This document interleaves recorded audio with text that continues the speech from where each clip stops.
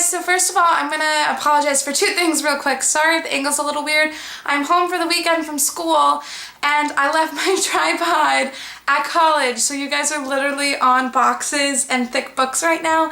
And I'm also sick, that's why I came home. I have a really sore throat and I don't have a fever or anything, and that's why my voice sounds kind of weird. And of course I chose a video where I have to talk to you guys a lot, but it's totally okay. I'm starting to feel a little bit better. I've been taking Advil, gargling water, doing all those throat things. I went to the doctor. They said it was viral because I have a fever and I don't have any other weird bacterial symptoms, so I'm just going through it. So today I'm going to be talking to you guys about something that's a little different from the majority of videos I normally do. I normally make beauty videos, but a bunch of you in all of my college vlogs requested me to talk about how to apply to college and any advice I may have in that regard. So I came up with a little list of things that I think are important when applying to college. The first is to use the Common App. It's a website, it's commonapp.org. I'm not sponsored or anything. A lot of you guys probably know about the Common App if you've ever applied to college before,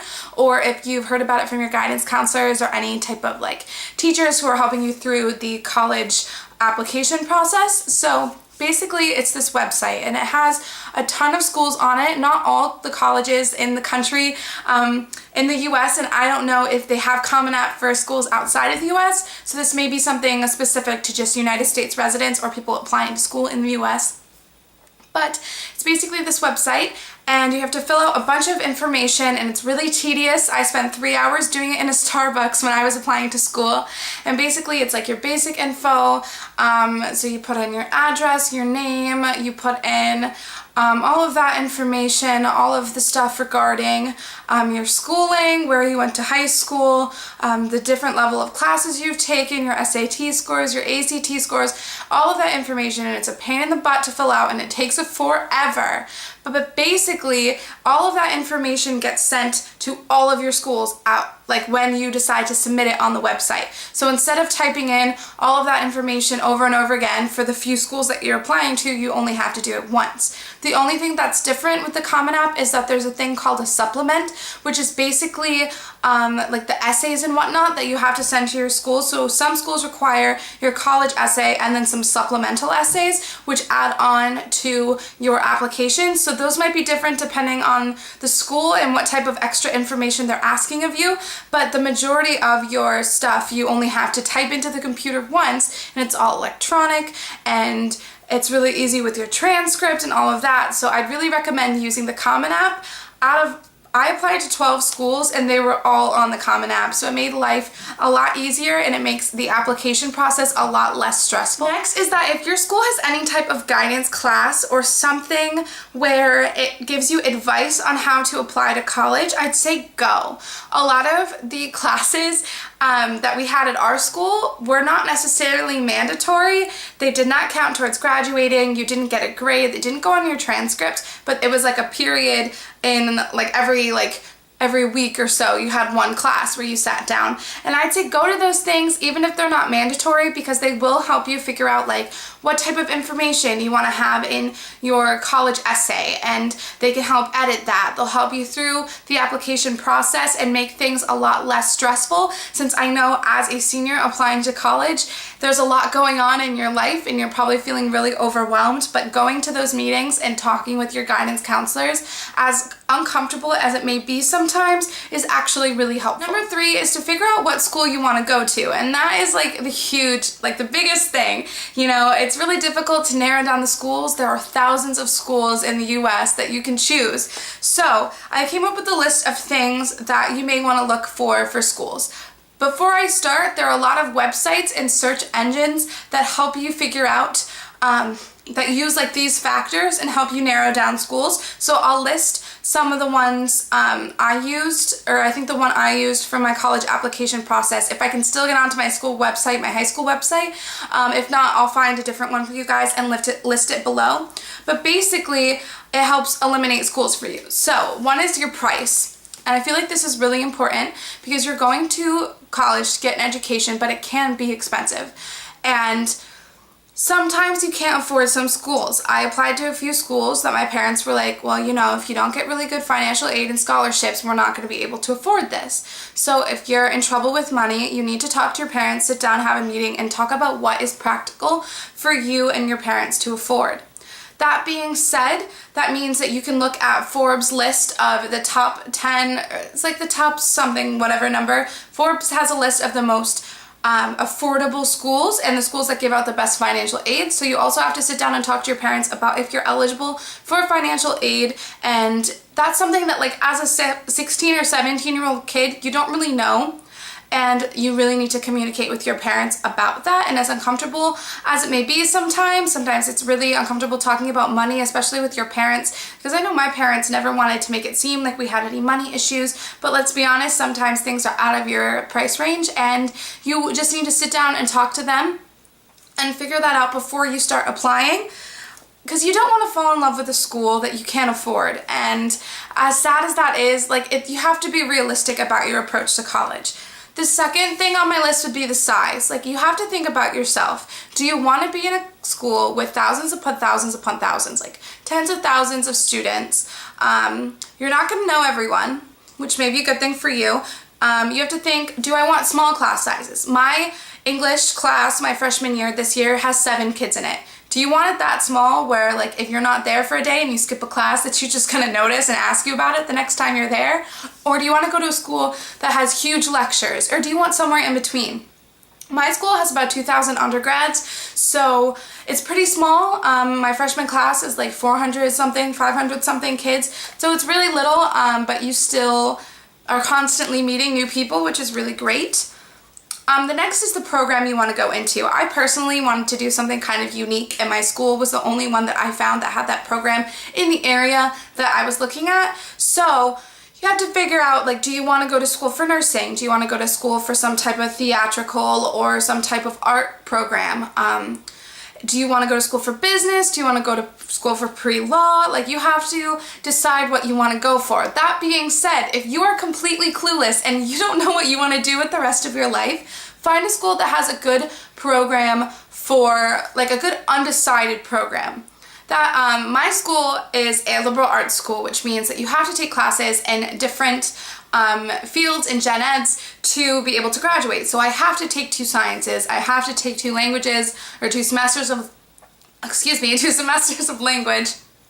I have to take English, I have to take a history class, I have to take some arts classes. So if you are looking for a school to dabble, liberal arts schools are really good because you can kind of pick and choose things. Like, this semester I'm taking a business class, a Spanish class, an English class, and a computers class that's necessary for me to graduate. But if I wanted to, like, pick up an anthropology class or like a psychology course, I totally could do that if I was interested in trying out those subjects without declaring a major. So you want to make sure that the school you're going to, if you're going undeclared, has a good program for kind of picking and choosing and dabbling around. The next is the campus. I don't know about you guys, but, like, living on an ugly campus just doesn't appeal to me. I'm a very visual person, and I want to be in a space that's really comforting and really beautiful. My campus is really small. Like I said, there's only 2,000 kids, and it's really green. It's in Staten Island on top of a giant hill, so we have a great view of the harbor and of the Freedom Tower and the skyline of Manhattan, which is so nice, but it's really green, and I wanted something that was kind of a compromise between a city school and like a town college, you know, like a college town type school. So you have to think, do I want to be in the city where my campus are buildings? I looked at a few schools in the city and I was interested in going, and I decided that I still wanted to be able to hang out outside and be in a green space and, you know, just chill on the lawn without being a college town, just because I still wanted to be connected with a city and have opportunities to go into Manhattan if I wanted, which is why my school in Staten Island is a perfect compromise for me. So you have to think about what you want. Have you lived in a small town your entire life and you want to go into the big city, or do you want to stay with something you're more comfortable with? I grew up in a school that has about the same size kids as my as my high school. Like, there are about 2,000 kids in my high school, there are about 2,000 kids in my college. There's a little bit more in my college than my high school, but I live in a pretty green town. There's not really a lot going on, but I'm still close ish. I have an accessibility to Boston if I wanted to go up to Boston or to Manhattan, and I'm close to some other cities in Connecticut as well. So you have to think, what do you want to go outside of your comfort zone? Do you want to try something new? Do you want to stay with something that's a little bit familiar to you, or do you want to find a compromise? And my school is my perfect compromise. So I know that can be a kind of a hard question, but that's something to think about when applying to schools as well, because you don't want to go to a school that has the perfect program for you and then you just don't like being at the school. You don't want that to happen. Next is the school's location. Do you want to be in a college town, like I said earlier? Do you want to be in a city? How far away do you want to be from home? Are you comfortable being 6 hours from home, or do you want to be 45 minutes from your home? Do you want to be on the East Coast, the West Coast, down south, up north somewhere, in the middle of the country? Where? Think about the climate and the location that comes with it. I'm going to school in New York, and the snow and the ice is going to be a pain in the butt, but it happens, and I don't really mind it that much because I love fall and I love the changing of seasons. But would I like to live in LA and have like 70-degree weather all year round? Yeah, but I'm not comfortable with flying across the country. So you have to think about the school's location as well. The next is something that wasn't too important to me when I first started looking at schools, but it's something that can be important to other people. So if you look into the school's religious affiliations, that's pretty important as well. I have a friend who's going to BYU, and she's a Mormon, and she's a part of the Church of Jesus Christ of Latter-day Saints.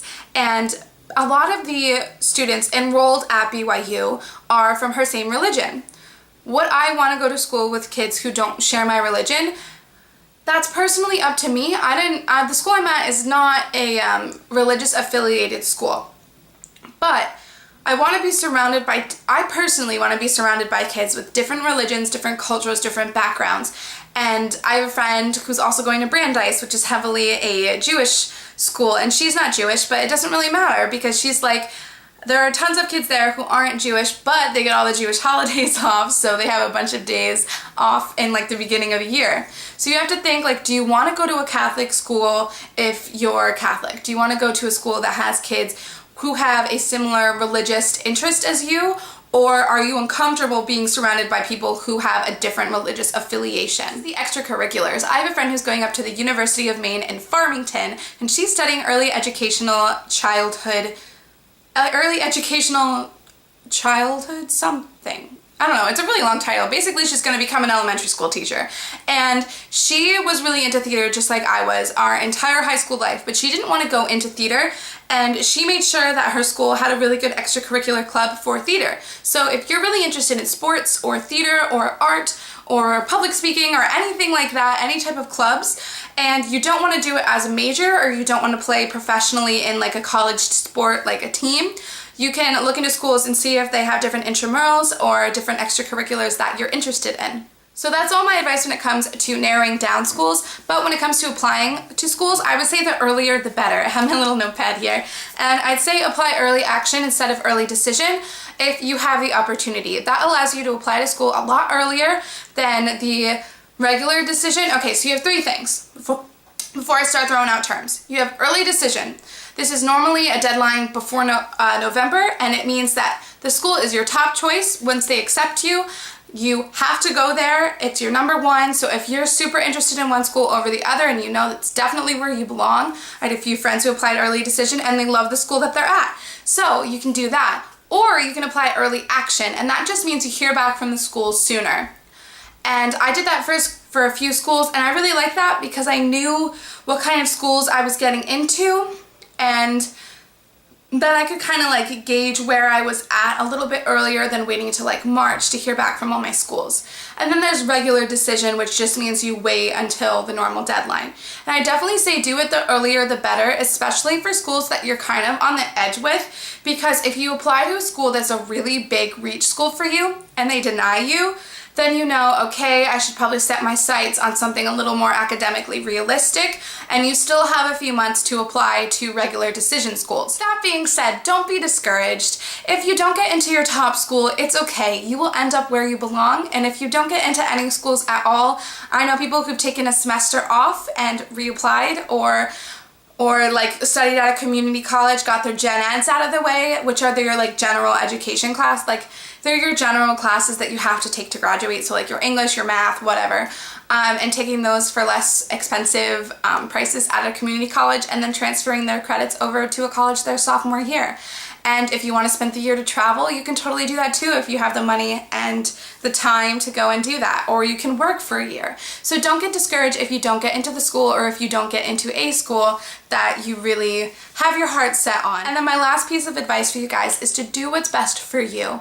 My parents wanted me to go to a really small school down in North Carolina, and I actually have a friend who's going there now, but they wanted me at a really small school away from cities with nothing really going on, and I just didn't really want that. So I would say listen to your heart, but make sure you're realistic. Make sure that you have some idea of money when it comes to schools, but also, I don't know, just do what you want. Do what makes you feel happy and what you want. Like I've said that so many times. Do what you want, because it is your education, it's your money or your parents' money, but if you have a heart-to-heart to them and they actually listen to what you're saying, then hopefully they'll listen to you and you'll end up where you belong, because it's 4 years of your life and you're getting an amazing education wherever you go. So that's all I have for you guys. I hope you liked this video, and if you did, give me a thumbs up or comment down below with any more requests that you guys have for me, and I'll see you in my next video.